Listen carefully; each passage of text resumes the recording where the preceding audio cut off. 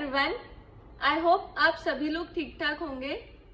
बहुत सारे लोगों का ये डाउट होता है कि हमें 11th क्लास में कौन सा सब्जेक्ट लेना चाहिए अगर हमें फ्यूचर में यूपीएससी के लिए प्रिपेयर करना है तो, या फिर बहुत सारे लोग जो अभी कॉलेज में जा रहे हैं उनका ये भी डाउट होता है कि कॉलेज कौन से ग्रेजुएशन कौन से सब्जेक्ट से करें, आर्ट्स से कर लें, ह्यूमैनिटीज़ वाले सब्जेक्ट से कर लें, या फिर हम इंजीनियरिंग वैसा करें, या फिर कुछ भी ऐसा परस्यू करें जिसमें हमें इंटरेस्ट है।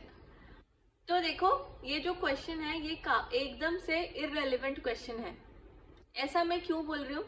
ऐसा इसीलिए है क्योंकि अभी जब आप 11th में जा रहे हो, 11th में आपको कुछ पता नहीं है कि आपका फ्यूचर में क्या आप करने वाले हो।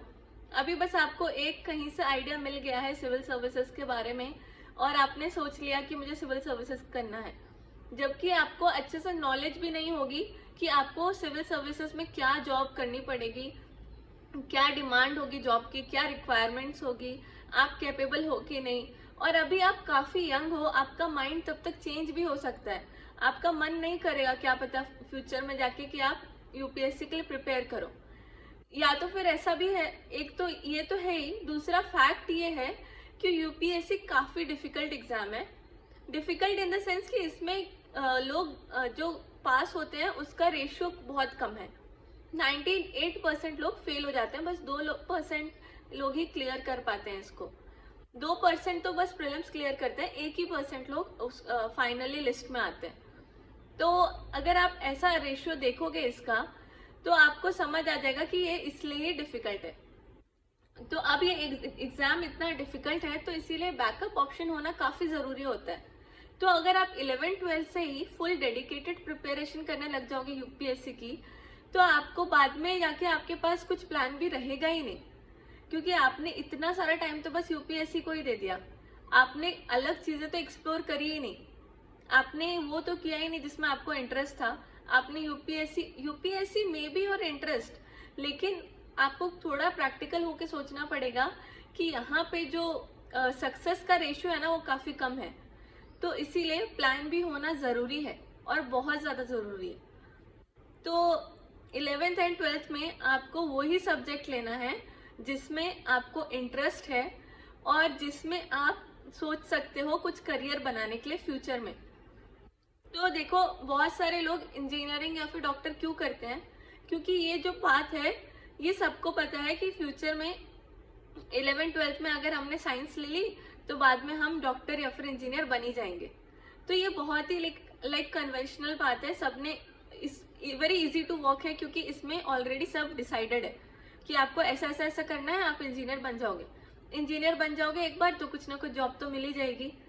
तो इसीलिए मैं ये नहीं बोल रही हूँ कि आपको कन्वेंशनल पाथ पे जाना है, मैं ये बोल रही हूँ कि ऐसा पाथ चूज करो जिसमें थोड़ा सा सक्सेस का रेशियो ज़्यादा हो और आपका इंटरेस्ट भी हो।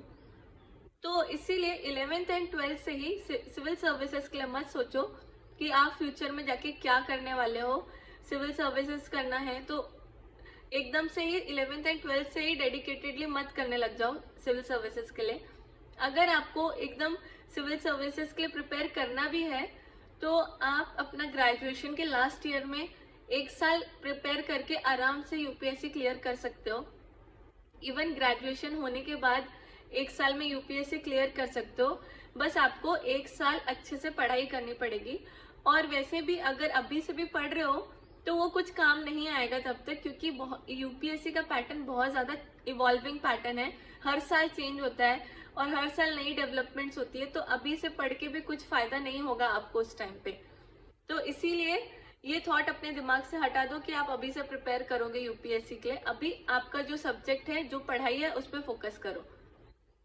दूसरी बात यह है कि फ्यूचर में कभी भी मन करेगा यूपीएससी की प्रिपरेशन करने के लिए तो आप आराम से 1 साल का ड्रॉप ले लो, या फिर काम के साथ साथ भी कर सकते हो, कैसे भी कर सकते हो। बस 1 साल टाइम दो उसको। प्रीलिम्स अगर मई में है तो उससे 1 साल पहले मई से लेके मई तक 1 साल का बस गैप चाहिए इसको प्रिपेयर करने के लिए। तो आप आराम से प्रिपेयर कर सकते हो उस टाइम पे, और उतना ही काफ़ी होता है। और देखो, अगर आपने ह्यूमैनिटीज़ लिया है या फिर इंजीनियरिंग की है या कुछ भी किया है, अगर 1 साल आप अच्छे से प्रिपेयर कर लोगे तो आप बाकी सब लोगों के साथ जो इंजीनियरिंग का ग्रेजुएट है या फिर जो ह्यूमैनिटीज का ग्रेजुएट है, everyone is at same place 1 year before prelims and 1 day before prelims. तो इसीलिए आपको, अगर आप ह्यूमैनिटीज ले लोगे या कुछ ले लोगे अभी, तो ऐसा नहीं है कि आपको कुछ बेनिफिट मिल जाएगा यूपीएससी एग्जाम में, क्योंकि UPSC is a very level playing field. और हर साल आपने देखा होगा कि अलग अलग स्ट्रीम के टॉपर्स बनते हैं। कभी हिस्ट्री का कोई बन जाता है, कभी कोई आईआईटी का बनता है, कभी कोई एमबीए वाला बन जाता है। तो ऐसा बिल्कुल नहीं है कि आप कुछ अभी ले लोगे तो आपको उसमें कुछ एडवांटेज मिलने वाला है।